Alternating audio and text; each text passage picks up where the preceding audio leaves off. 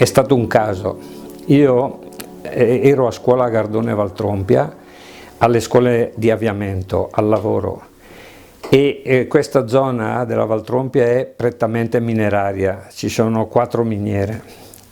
e a Gardone ho frequentato l'avviamento e poi intendevo fare elettrotecnica, elettronica, era la mia visione per il futuro. Quando ho finito l'avviamento ho iniziato l'Istituto Zanardelli di Brescia ed era un istituto superiore che ti portava al diploma, e ho fatto il biennio dove si faceva tecnologia, tutte le robe dei ferraioli bresciani. Al secondo istituto, quando dovevo andare in terza, a mio papà è capitata un'occasione. La società mineraria prealpina della Fluorite della Valtrompia aveva un presidente, dottor Nogara. Amava moltissimo i periti agordini perché nelle sue miniere, sia della Costa Azzurra che aveva a Nizza e a Cannes, sia in Spagna a Barcellona, sia in Valtrompia a Torgola, aveva tutti i periti minerari agordini ed era soddisfattissimo. Erano Joanel Giacomo, Daroy Luigino, Dino Daronc e tanti altri, il più grande di tutti Lena Giovanni Mario, che era stato prima in Spagna alla Corugna e poi è tornato lì. E mio papà gli hanno detto: guarda che il dottor Nogara ha stabilito la possibilità di una borsa di studio solo per minerari. Allora mio papà, per poter far studiare mia sorella a Brescia nelle scuole Dorotee per diventare maestra, non c'erano i fondi sufficienti, mi ha detto: Gianni, lascia indietro le tue aspirazioni di elettrotecnico e di meccanico e vai a fare il minerario. E io gli ho detto: se va bene, sono contento. E allora eravamo una trentina circa tra la Sardegna, Milano e Brescia, e di questi dovevamo fare l'esame ad Agordo nel luglio del 1959 dal grande professor Piva per scegliere i 2 che sarebbero stati poi i 2 prescelti per fare l'istituto minerario. E così siamo partiti, siamo andati io e Claudio Zanardelli, abbiamo fatto l'esame e siamo stati promossi. E a me il Piva ha prospettato l'opportunità di passare in terza, però a Brescia si faceva francese e tecnologia, invece in Agordo si faceva inglese e scienze naturali. Avrei dovuto fare un esame integrativo, fortunatamente ho rifiutato e sono partito dalla prima, così mi sono fatto i 5 anni più belli della mia vita in Agordo. Questo perché i periti minerari agordini hanno lasciato una traccia meravigliosa nelle miniere di questo grande dottor Nogara. In più, io una volta diplomato avrei avuto garantito un posto di lavoro. Tant'è vero che è andata in questi termini. Io ho fatto 5 anni meravigliosi ad Agordo. Ho conosciuto la mia morosetta subito quell'anno. L'ho sposata poi nel 67 e siamo ancora insieme. Dopo 55 anni, però ci siamo conosciuti nel 59. E il discorso più bello è stato che durante il percorso, se mantenevi la media del 7, avrei avuto la borsa di studio anche tutti gli altri anni. Io e Claudio Zanardelli siamo stati sempre nello stesso banco, nella stessa pensione da Dieghi in Agordo, in via Carrera, e ci siamo dati manforte. Lui era un grande matematico, un genio della matematica, e io ero facilitato nella scrittura, nei temi. Tant'è vero che su 40 persone c'erano 2 sufficienze, Gatta e Fenti, per via della difficoltà, più che altro dell'ortografia.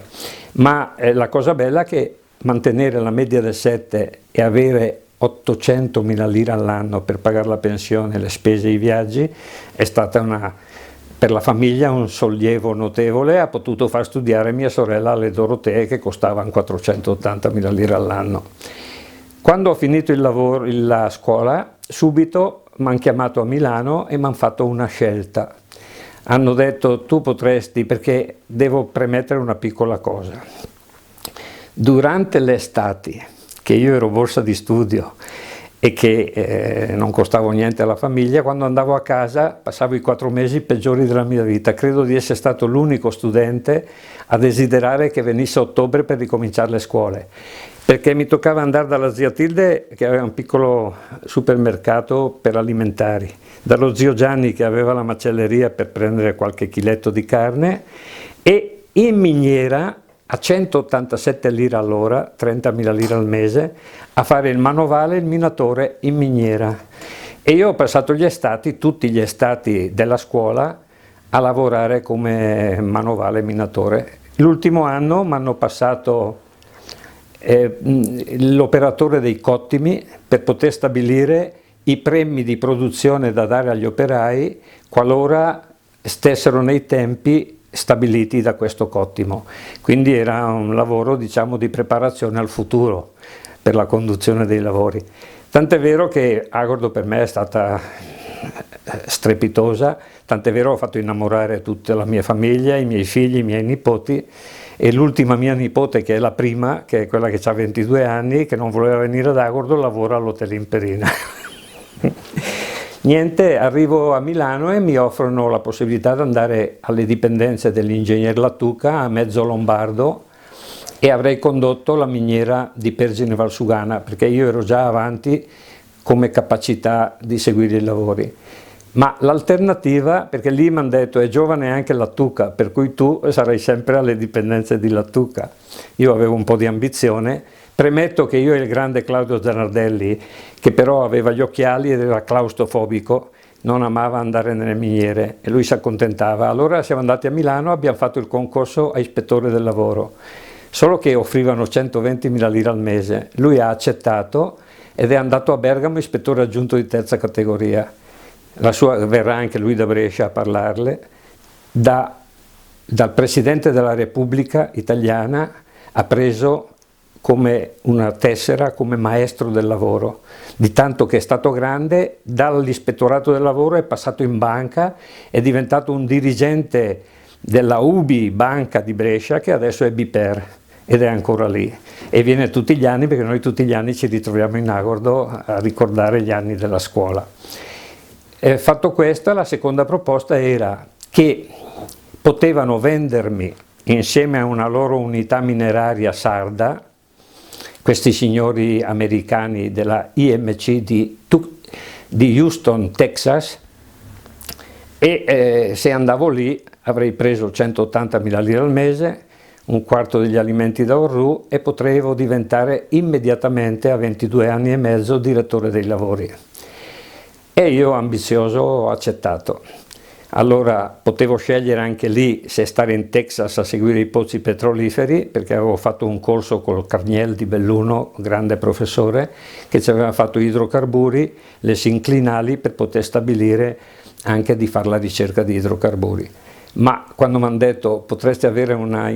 miniera in Turchia e una in Italia, naturalmente ho scelto subito l'Italia e mi hanno affidato la miniera di Montega, Narcao, nel Basso Sulcis, in provincia di Cagliari, con l'opportunità di poter frequentare l'università a Cagliari mentre dirigevo la miniera. E questa è stata una gran cosa, perché io mi sono iscritto all'Università Ingegneria Mineraria a Cagliari, che poi spiegherò il motivo per cui non ho finito l'ingegneria, in quanto la miniera era problematica, franosa, difficile. La mineraria prealpina la coltivava a fluorite e a solfuri, piombo e zinco. Il piombo era molto argentifero, ma i filoni erano piccoli e il tenore in piombo era basso, sul 16%, e industrialmente sfruttabile al 18, 20, 21. E mi chiedevo come nel 1964 l'America avesse potuto pagare 550 milioni per 4 sassi a Montega, sapendo che era piuttosto fallimentare come minieretta. E mi ricordo che le maestranze di Milano mi avevano raccomandato, con l'ingegner Alex Baldo, un italo-americano che era il dirigente in Italia di queste unità IMC, International Minerals Chemical, di non parlare di queste cose, di parlare solo dopo che ero stato assunto, perché dopo avrei chiesto che cosa volevano da me. E ho fatto così, sono andato in via Barberini a Roma, dove avevamo la sede, e da lì io facevo spola tutti i mesi con i fucherini da Roma a Elmas, perché loro non venivano, io seguivo la Sardegna e facevo rapporto a Roma. E Alex Baldo, quando siamo andati in miniera la prima volta, mi ha portato a 270 metri in profondità e mi dice: voi state cercando le cose che non ci sono. Noi abbiamo visto che qui avete trascurato che ci sono 6 metri di potenza di filone di solfato di bario lungo 2 chilometri. E mi sono chiesto come mai noi Prealpina non abbiamo mai preso in considerazione questa coltivazione, e la spiegazione me l'ha data poi Alessandro Peroni, il direttore generale della Prealpina, che mi ha detto: guarda Gianni, che in Italia si commercializza a 3.000 lire la tonnellata, i costi della mia miniera, tutti gli operai, tutto il collettame, era circa 3.000 lire la tonnellata, quindi non valeva la pena, mentre negli Stati Uniti veniva commercializzata a 12.000 lire la tonnellata, ma con un grande vantaggio, che loro la utilizzavano per i fanghi di emulsioni mescolato con la bentonite per le trivellazioni degli idrocarburi a 3.000 metri di profondità per raffreddare le corone diamantate.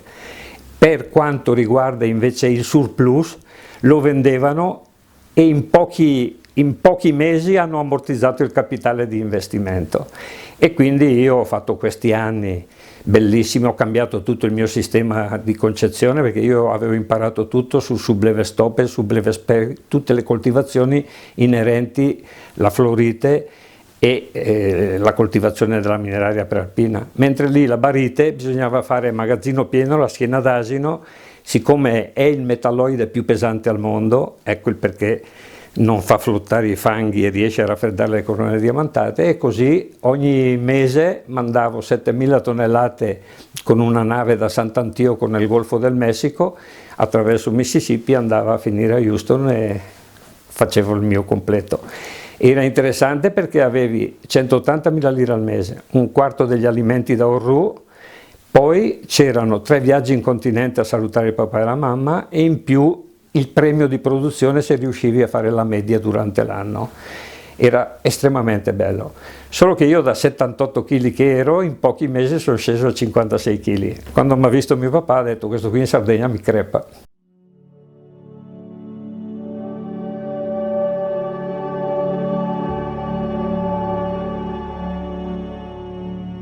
L'ingegnere Romano Girardi, che era un dirigente dell'Atlas Copco, che in quel frangente era passato a Torino ed era direttore generale della EMAC, Emanuel Atlas Copco, e gli ha detto: provi a vedere se si può fare un esame al mio Gianni per poterlo assumere all'Atlas Copco. E allora mi ricordo la data perché è storica, perché non avrei mai pensato di finire nel commercio, perché mi sembrava già di essere arrivato, avevo circa 25-26 anni,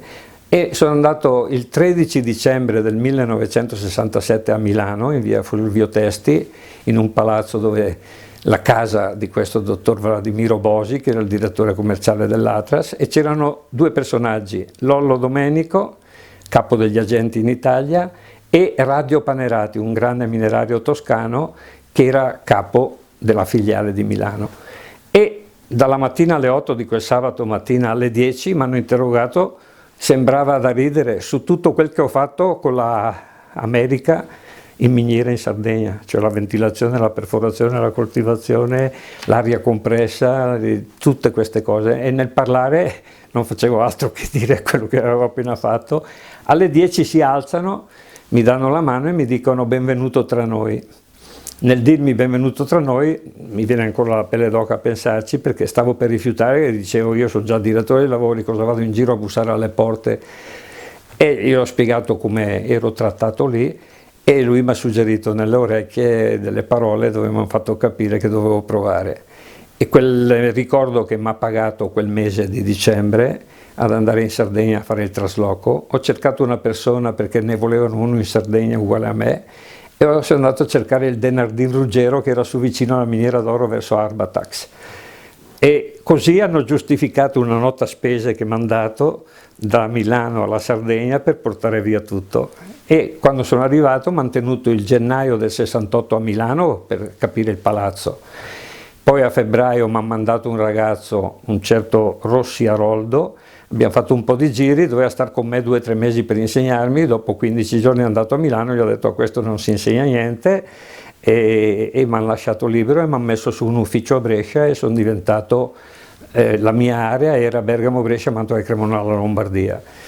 E ho sempre rifiutato il Triveneto perché mi sembrava di essere già pieno di lavoro, quando invece avrei potuto avere la possibilità. E nel 90 è arrivato un mio caro amico, l'ingegnere Antonio Belcastro dal Sudafrica, e mi ha affidato il Triveneto nel 90, e io fino al 2008 ho gestito area manager da Milano a Trieste, solo che in mezzo a queste situazioni sono capitate le cose incredibili.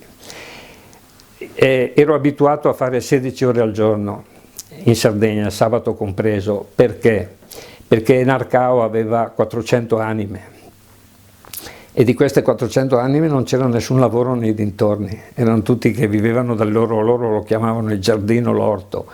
Di frutti avevano però 3 coltivazioni per ogni estate, in più avevano una frutta meravigliosa, avevano i fichi d'India, avevano l'uva buonissima, poi si viveva di questo. E io avevo un pastore che ogni tanto passava con il latte di capra e con qualche formaggino, e quindi si sopravviveva, perché il primo paese l'avevo a 4 chilometri e per 6 mesi non avevo mezzi per accedere, andavo tutto a piedi, facevo 12 chilometri al giorno, per forza dimagrivo, 12 chilometri al giorno, mangiare poco o niente, in più da montanaro non mi piaceva il pesce, allora adesso lo mangerei sempre, e non solo per le lische ma proprio, e poi i sughi sardi erano un po' particolari, piccanti, non erano per me, e quindi dimagrivo per quello, non perché ero malato, tant'è vero che non ho mai avuto niente in tutta la vita. E in questa Atlas, quando ho cominciato, ho avuto 2 o 3 anni per apprendere a entrare, ma la cosa meravigliosa è che ogni posto che entravo ho avuto la bellezza di 200 periti minerari agordini che seguivano le imprese, le cave e le miniere della mia area. Quindi andavo a trovare compagni di scuola o più vecchi o più giovani o della mia età, e in più ragionando quasi dallo stesso livello, ma io, il vantaggio mio era grosso perché l'Atlas mi mandava a fare dei corsi meravigliosi in Svezia, mi ha fatto fare il corso di diamanti a Nizza in Francia, perché avevamo uno stabilimento in Francia dove noi costruivamo le corone diamantate incastonate e impregnate. Siccome noi avevamo la capacità di sapere quali scegliere in base ai tipi di roccia, io, avendo fatto anche sondaggi di ricerca, ero in grado di suggerire poi le corone alla gente. In più mi hanno mandato in Svezia, dove abbiamo fatto le prove del DEPS, le prove di tutte le macchine avanzate, lo snow gun, tant'è vero che la situazione era che un mio giorno di Sardegna in miniera, secondo me, non valeva un mese di Atlas, cioè in un mese di Atlas stavi quasi più tranquillo e pacifico che un giorno di miniera, sia come pericolosità, ma la bellezza di avere la carta di credito, lo stipendio quasi 3 volte, le note spese, e poi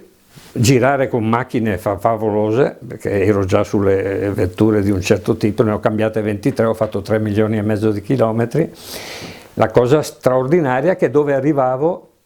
vedevo le pecche dei clienti, cioè vedevo che potevano guadagnare di più e risparmiare, ed è stato questo il mio successo, perché facevo anche poi fatturati enormi,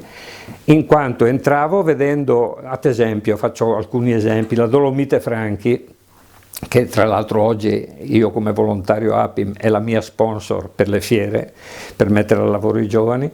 La cosa bella è che arrivo dentro e c'è 4 operai su un wagon drill per fare uno sbancamento di 300 metri cubi, quando io sapevo che con un rock, un operaio, potevi farne 1000 metri cubi. Avevo fatto 4 conti della serva, perché a quel tempo un rock costava 25 milioni e per mettere insieme 25 milioni con gli stipendi che giravano ce ne volevano di soldi. Però se andavi a vedere la produzione della Dolomia, loro facevano refrattari per la Germania, per i formini Bessemer, e quindi vado dall'ingegnere Raul Franchi dopo aver studiato il problema e gli dico: guardi, c'è così e così e così, e lui mi fa: se me lo dimostri in pratica, io ne compro 3 di quelle macchine, io non una, anche se costano 25 milioni. C'era su un ragazzo favoloso di Agordo, Daniele Cadorin, e abbiamo fatto le prove. Quando gli hanno dato i risultati delle prove mi ha chiamato, ha cominciato gli ordini. Quell'anno lì so che avevo fatto 7 rock, ma la storia è che noi a quel tempo c'era lo stipendio, però c'erano, se vendevi un utensile ti davano 5.000 lire, se vendevi un compressore 45.000 lire, se vendevi una sonda 90.000 lire, ma se vendevi un rock 150.000 lire, quindi noi facevamo i conti di quello che vendevi per prendere i soldi. Questo è durato poco, perché poi negli anni 90 i sindacati hanno preso le nostre cifre di noi che eravamo a contatto con i clienti e le hanno distribuiti nei 400 dipendenti dell'Atlas, quindi le cifre che prima prendevi più dello stipendio sono diventate fisse di 60.000 lire, quindi. Ma questo è stato un periodo di passaggio. La bellezza era però andare al lavoro e essere soddisfatti di lavorare per qualcosa. In questo contesto è successa una cosa grandiosa che ancora oggi è attuale. Sono finito in Val Brembana da dei ragazzi favolosi, Baschenis Oscar, un caro amico, Baschenis Bruno e il grande cavalier Rino Bascheni, il loro papà. Questi signori lavorano in una galleria di 5x5 per cavare gesso anidro e biidrato. Io arrivo dentro e vedo che stanno tutti sti operai col servosostegno a fare questi lavori. Gli ho detto: ragazzi, se facciamo un lavoro allestito da noi e facciamo in 2 ore la volata, invece di star qui tutti sti uomini castati dentro a mangiare polvere. E anche questi mi hanno ascoltato e ho allestito il primo jumbo al mondo su una FL4 Fiat con un braccio Jumbo Atlas, perché se gli davo il Jumbo Atlas era troppo costoso, mentre invece a fare l'allestimento veniva poco, e noi in 2-3 ore facevamo tutta una volata di una sezione di 5x5. Ma la cosa bella è che ho distinto l'anidro dal biidrato, perché se vai sull'anidro, roccia dura, devi usare la rotopercussione, se vai sul biidrato è tenera, basta usare la trivella. Allora abbiamo fatto un click-lock che poteva sostituire sulla slitta la perforatrice o rotopercussiva o solo rotativa, e in questo caso potevi fare le 2 sezioni indipendenti con una sola macchina. E questo successo lo noto oggi perché sono passati, era il 1968 e nel 68 è uscito il primo monobraccio al mondo su FL4, e questo monobraccio è ancora su, che è attuale, lavora. È stata la SIGA, Società Italiana Gessi Averara, è stata venduta agli inglesi, però il titolare, il dirigente che c'è dentro è il figlio di Oscar Baschenis, è un Baschenis, Luca, ed è su che c'è ancora il mio jumbo. La Svezia mi ha già scritto 2 o 3 volte a chiedermi se per piacere gliela mando in Svezia per metterla nel museo che noi abbiamo a Stoccolma, un museo sotterraneo meraviglioso con tutta la storia degli ultimi 150 anni della perforazione. E tant'è vero che una volta noi in intervista avevamo fatto per la scuola di Agordo il famoso la perforazione degli ultimi 50 anni. E questo qui è un jumbo che è la prima storia dell'attività. Le successive sono state che io ho sempre utilizzato gli operai che lavoravano per me e li usavo come cottimisti, perché allora si poteva, per le imprese grosse a fare più lavori difficili. E i nostri lavori più difficili sono stati qui sul lago di Barcis e nella Valcellina, perché l'Enel aveva una difficoltà enorme di fare una presa d'acqua sulla roccia, ma doveva attraversare quasi 100 metri di morene e nessuno se la sentiva di entrare in morena. Ci sono andato io con i nostri Odex, Rota Odex e i miei operai, abbiamo fatto gli ombrelli e ci siamo intestati e siamo riusciti a passarla. Così ha fatto l'Enel a Clusone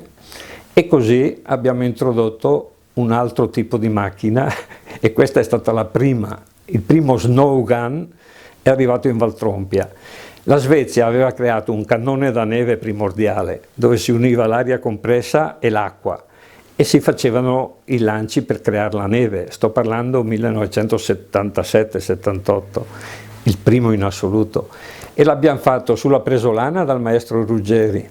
L'abbiamo fatto in Valtrompia a Paterlini, che era un piccolo ski lift per i bambini, e invece uno grande, Tiraboschi, Giulio, l'abbiamo fatto a Selvino, nella Bergamasca. Dopo questi 3, che erano, ripeto, i primi, e io sono stato in prima pagina sul giornale di Brescia con questo cannone da neve, perché bisognava farli di notte,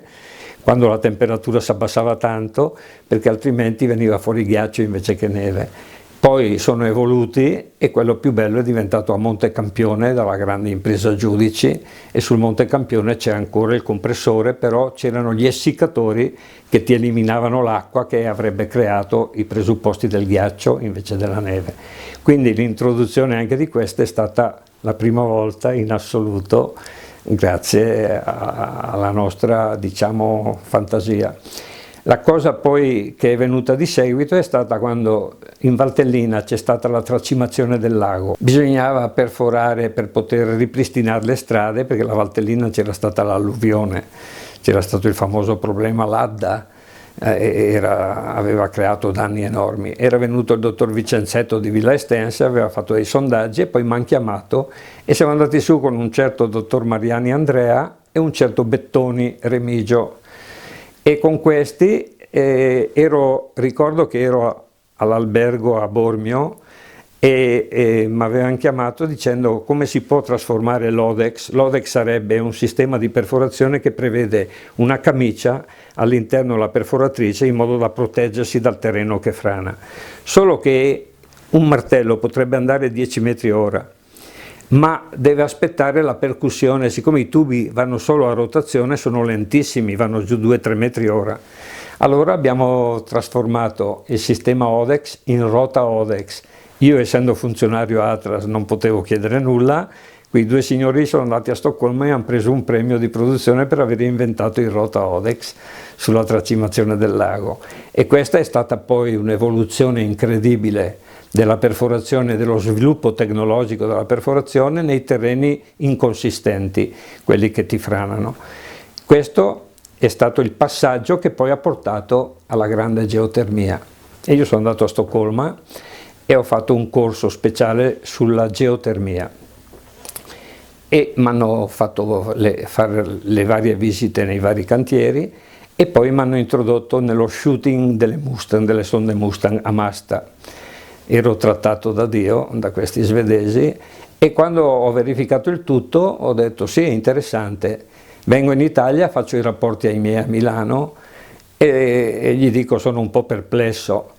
perché lassù ai 15 gradi ti accendevano il condizionatore, all'esterno c'era meno 28 e mi gelava il sudore sulla faccia e non sapevo se i calori erano diversi rispetto ai nostri. Allora l'Atlas Copco Italia mi ha pagato l'anno 90, 91 e 92 e questa è stata una cosa eccezionale perché ancora oggi si potrebbe utilizzare per l'Italia e per tutti gli italiani.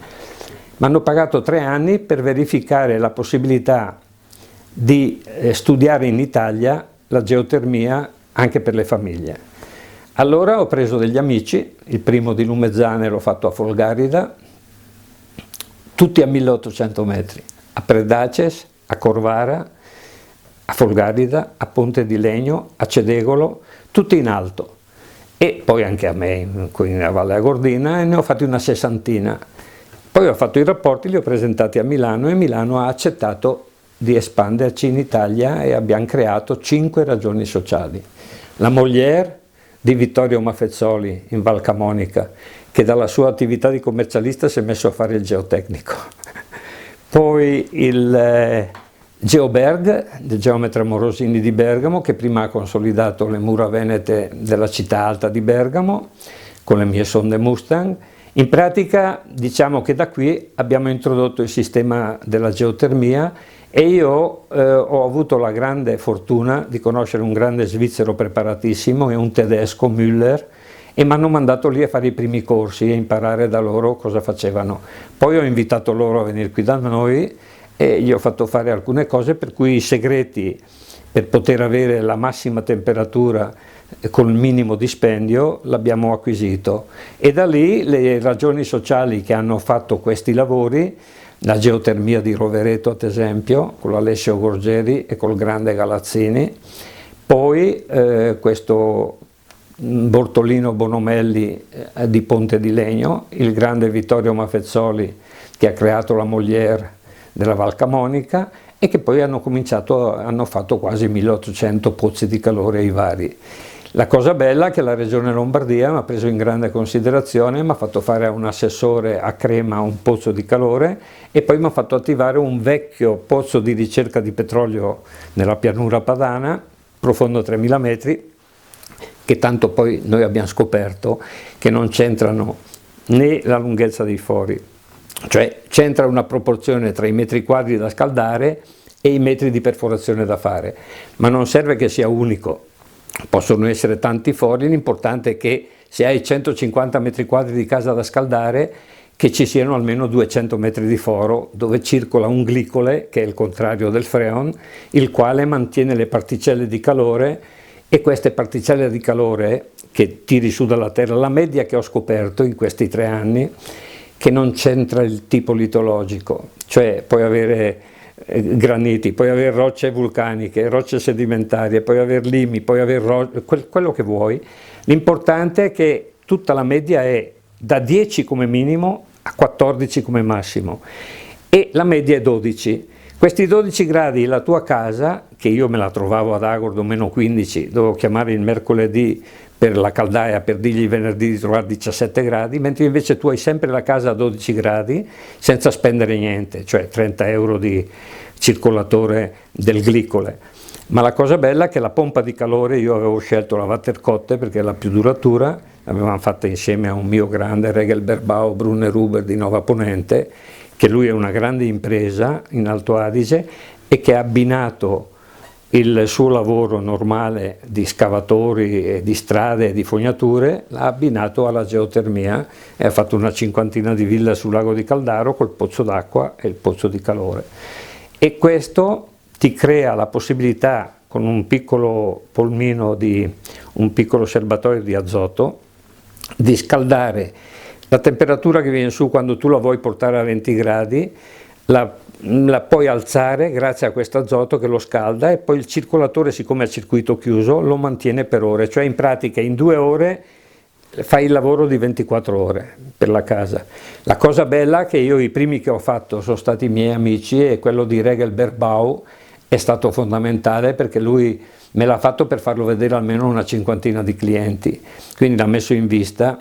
Lui ha la sua casa, lì ha fatto la mensa degli operai, ha fatto il suo ufficio e ha fatto tutto con un piccolo foro, e con questo ha dimostrato, solo che lui poi nel 2000 ha applicato quello che ai miei tempi non c'era,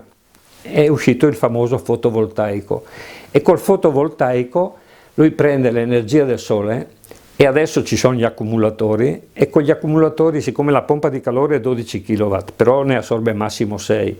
per cui lui col calore si ha tutta la sua corrente, la dà alla pompa di calore, e il surplus lo vende all'Enel e prende dei soldi, per cui si scalda la casa, la mensa degli operai, l'ufficio, scalda tutto, e con questo grande vantaggio. E il fatto adesso che stanno cambiando tutti i sistemi al LIP, una volta era col silicio, poi è diventato con un altro prodotto, il boro, adesso il litio, e diminuiscono sempre le superfici che prendono, sarebbe interessante per l'Italia dare maggior possibilità alla gente di farlo. Non, oggi ti chiedono i 30 e i 40 mila euro per fare un lavoro che costerebbe massimo 10-15 mila euro,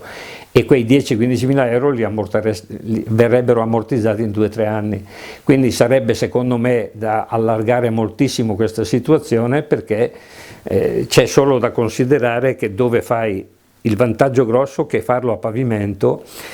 cercando di isolare, perdi circa 8 centimetri, e quindi dove ci sono le stanze basse bisogna stare attenti, però a pavimento dà una resa del 70-80%, però si può fare a parete, si può fare a bocchette d'aria. Il grande Hubert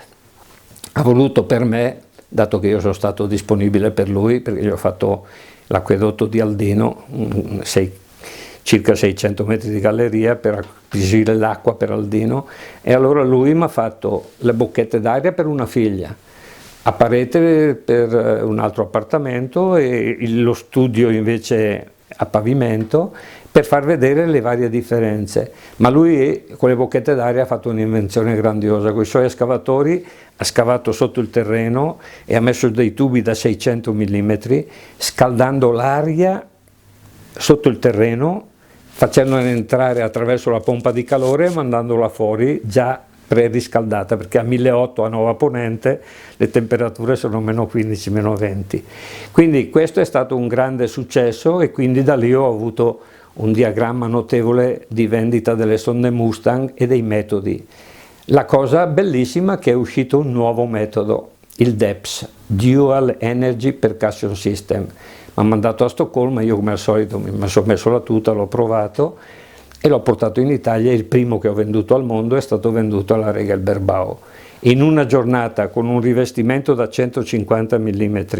con l'interno per il passaggio da 100 libero, per i famosi tubi andata e ritorno del glicole, noi con una giornata facevi 100 metri di foro, in qualsiasi tipo di terreno. Perché? Perché una volta i tubi andavano solo a rotazione. con l'avvento del DEPS, Dual Energy Percussion System, non c'è solo la percussione sulle aste interne ma anche sui rivestimenti. Naturalmente ci vogliono gli acciai svedesi che resistano alla percussione, e questa è stata un'altra delle introduzioni del periodo. Una delle cose da dire in tutto questo frangente di vendita per Atlas è che con le imprese avevo legato a tal punto che loro sapevano della mia conoscenza dei lavori, e allora dove avevano difficoltà, ci è capitato in tanti casi, sul lago di Garda ad esempio la Galleria San Biagio l'aveva la COP7 emiliana, non ci riuscivano perché era franosa, perché non ci riuscivano, avevo preso i miei operai della Valtrompia, Gerardini, Cantoni e Rambaldini, e abbiamo preso in subappalto questo lavoro e gliel'abbiamo fatto noi, la Galleria San Biagio di 500-600 metri di galleria, per una galleria stradale, e come avevano fatto le altre. E questi qui erano perché si dava la dimostrazione di cosa significa usare gli ombrelli con i martelli down the hole, con l'Odex, il Rota-Odex, con i metodi che noi suggerivamo loro. E quando facevamo questi lavori, la cosa bella, sul lago di Garda, quando c'è stata la circonvallazione di Desenzano, addirittura 5 vetture Audi nere dei miei colleghi tedeschi con il grande Duca Paolo sono venuti giù in Italia a vedere a Lonato i lavori di questo sistema, e l'hanno portato poi in Austria, in Portogallo, grazie alla nostra introduzione, diciamo alla nostra, da Milano a Trieste. Ero diventato area manager e seguivo tutte le imprese, creando ben 7 agenti, e questi agenti sono ancora attuali che lavorano e ci danno questa esperienza di vita, che poi ci sono 1000 cose all'interno. Questa esperienza di vita ha fatto sì che la scuola, l'APIM e i colleghi hanno trovato vantaggioso seguire le fiere, perché io avevo già seguito Intermat a Parigi, avevo seguito Linz in Austria, naturalmente il Bauma in Germania, a Monaco di Baviera.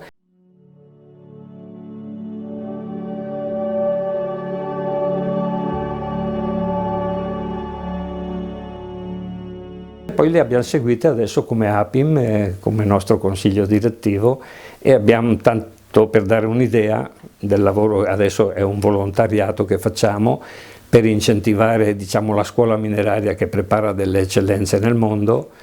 C'è molto da dire su questo, ma lo diranno i vari colleghi, e di questi far iscrivere i ragazzi a scuola, in più ai nostri colleghi dare dei lavori belli nelle imprese che adesso per fortuna stanno riprendendo. Ecco il motivo per cui, con l'esperienza che si è raccolta in questi giri, in queste attività, si conoscono tutte le imprese e quindi si hanno queste opportunità.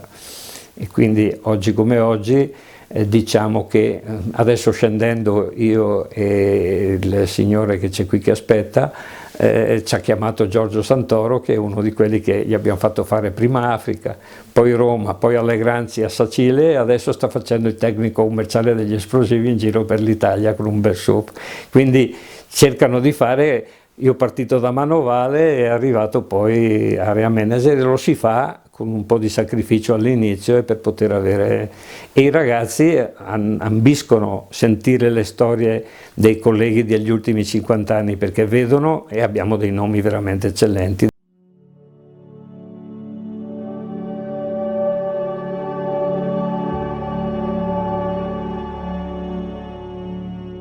Secondo me sono successi degli eventi negativissimi in Italia in questo ultimo periodo. Cioè, noi avevamo un grande Antonio Fontanile di qui, che era andato a Roma e aveva creato 2 istituti meravigliosi. Aveva creato il CNEN, Comitato per l'Energia Nucleare, e aveva fatto un ufficio su occlusone, ma la cosa straordinaria che aveva fatto, quando con i distretti minerari, i periti minerari potevano essere direttori di lavori fino a 200 operai,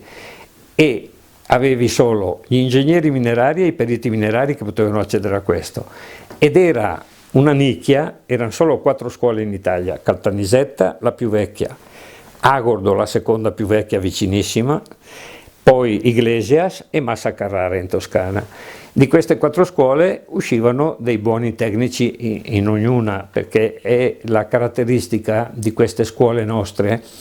che hai la preparazione degli elettrotecnici, dei costruttori, dei meccanici, con in più abbiamo la geologia,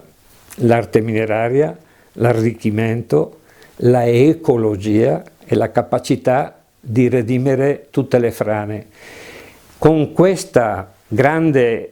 capacità non poteva il Ministero, io ho mandato una lettera al Ministero spiegando che sta sbagliando su tutto, perché hanno livellato le scuole minerarie a tutte le altre scuole, sbagliando enormemente. Per fortuna che la storia e tutte le imprese sanno che questi signori sono molto più preparati degli altri. Tant'è vero che se vedi in giro degli ingegneri minerari che hanno fatto prima il perito minerario o dei geologi che hanno fatto prima il perito minerario, sono veramente degli eccellenti. Gli altri sono quasi a livello nostro, perché abbiamo una grande preparazione, una scuola che prepara bene. Oggi sono buoni professori e buona la scuola, ma ci sono delle situazioni, come adesso l'ultima che mi è capitata in questi giorni è assurda. Un perito minerario ha tutte le possibilità di seguire progetti, ma ha chiesto l'Impregilo di Milano un tecnico. Dovrebbe girare, tirar su i dati per poter fare lo studio, per poter acquisire un lavoro. Ed è un posto meraviglioso. Un perito minerario lo può fare, un geotecnico minerario non lo può fare perché non ha le caratteristiche, deve fare un esame in più. Tutte queste sciocchezze che hanno aggiunto sono situazioni veramente atipiche che portano a uno scoramento, perché il lavoro del minerario è già difficilissimo di per sé, bisogna sempre stare aggiornati e prepararsi. L'entusiasmo viene perché risolvi dei problemi che altri non sanno nemmeno come pensarli. E abbiamo anche della gente sanissima nell'area di Belluno, perché qui si trova veramente, è il fondo della gente che è straordinario, cioè tu vedi che quando andavo a trovarli mi invitavano in casa, io andavo a Lammi di Gorno e c'era il nostro poeta dialettale bellunese, Titot lo chiamavano, lui si chiama De Colò, e lui seguiva le miniere di rame, di zinco e dei solfuri di Lammi di Gorno nella Bergamasca. Io andandolo a trovare, la sera dopo aver girato la miniera, dopo aver fatto i lavori, mi portava la sua moglie in casa, mi offriva da mangiare, mi faceva leggere la Pavela, le poesie dialettali, mi faceva imparare di più l'agordino di quello che avevo imparato studiando, e quindi era un'accoglienza, era della gente semplice, brava, preparata e ben voluta da tutti. Tant'è vero che nei paesi dove sono stati hanno lasciato davvero una traccia eccezionale di umanità, e ancora oggi abbiamo la fortuna mia che, ad esempio, nel mio piccolo, in Sardegna c'era Arborea, che è chiamata la città veneta, perché sono quasi tutti veneti, anche laggiù un sacco di gente, c'è il connubio tra Agordo e la Sardegna, perché i primi andavano a finire in Sardegna, cioè avevamo anche le miniere qui, e gli agordini sono sempre stati apprezzati ovunque, già come gente agordina, ma anche la preparazione alla scuola e anche il sistema di vita molto saggio, molto più che umano, diciamo anche onesto, cioè, e quindi quando tu vai e vedi che ottieni una certa soddisfazione dalle persone, è chiaro che hai raggiunto il massimo. Quindi dovrebbe, secondo me, avere un vantaggio in più il bellunese dallo Stato italiano, dovrebbe essere equiparato a Bolzano secondo il mio punto di vista, in più dare un pochino di vantaggio a tutti questi soldi che stanno arrivando a destra e a sinistra, anche perché Belluno, studiando bene, sta dando un sacco di soldi a tutta Italia, perché se pensi a tutte le centrali e a tutti i sistemi che abbiamo, e non ci sono contributi che vengono, mentre invece dovrebbero essere distribuiti moltissimo questi soldi alla gente che lo merita. E tra l'altro prendere, ad esempio, io l'ho già studiata questa cosa e l'ho informata, che sono venuti a trovarmi dal Ministero in fiera,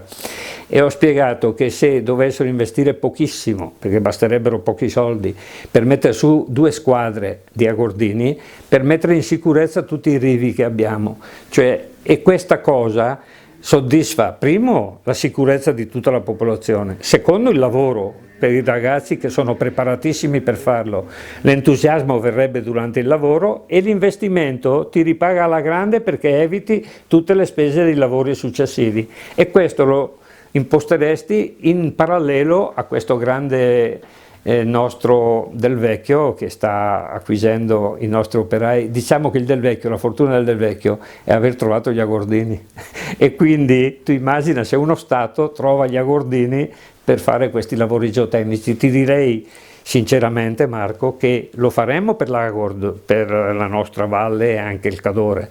Subito dopo ci chiederebbero in tutta Italia, la Val Trompia, la Val Brembana, la Val Seriana, perché siamo tutti in quelle situazioni, ma questi sarebbero preparati a tal punto che ti darebbero con poca spesa un lavoro eccezionale, con la grande soddisfazione di saperlo fare. E io sarei disposto a dare una mano grande, perché io tra l'altro quando abbiamo portato i ragazzi a Svanau sono andati gratis perché ho fatto una chiamata, adesso ci manderebbero anche in Svezia e io lo faccio volentieri. Pensa che io continuo il mio telefono, ho dei fiumi che mi chiamano tutti i miei ragazzi d'Italia che abbiamo messo al lavoro e abbiamo soddisfazione, e alla fiera ho ricevuto più di 300 persone, al Geofluid a Piacenza, al Marmomac a Verona, ho fatto settembre a Piacenza, ottobre Marmomac e a novembre ho fatto Geomineral Show, anche lì una settantina di persone, quindi la soddisfazione che ti chiedono, iscrivono i ragazzi e poi l'Agordino, la bellezza dell'Agordino, le Dolomiti, gli occhi. Io ho fatto venire milanesi, bresciani, mantovani, ho fatto venire di tutti e rimane nel cuore, tant'è vero che ho un seguito di 1800 persone che mi scrivono e mi tengono vivo.